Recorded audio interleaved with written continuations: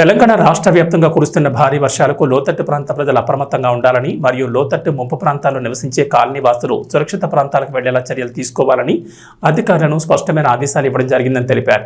మహేశ్వరం నియోజకవర్గంలో ఎటువంటి అత్యవసర పరిస్థితులైనా ఇబ్బందులు తలెత్తే మీర్పేట్ మున్సిపల్ కార్పొరేషన్ పరిధి ఎమ్మెల్యే కార్యాలయం జిల్లెలగూడలో కార్యాలయంలో అందుబాటులో ఉంటానని సవితా ఇంద్రారెడ్డి తెలిపారు. భారీ వర్షాల కారణంగా స్కూల్ పిల్లలు, వృద్ధులు, మహిళలు అత్యవసర పరిస్థితుల్లో తప్ప బయటకు రావద్దని కోరారు. గత 2 రోజుల నుంచి ఎడతెరిపి లేకుండా కురుస్తున్న భారీ వర్షాలకు మహేశ్వరం నియోజకవర్గం ప్రజలు అప్రమత్తంగా ఉండాలని కోరారు.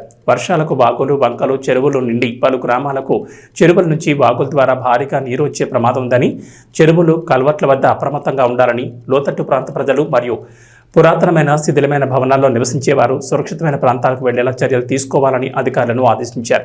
విద్యుత్ స్తంభాలు, ట్రాన్స్ఫార్మర్లు పట్ల రైతులు ఎలాంటి ప్రమాదాలు జరగకుండా జాగ్రత్తగా ఉండాలని కోరారు.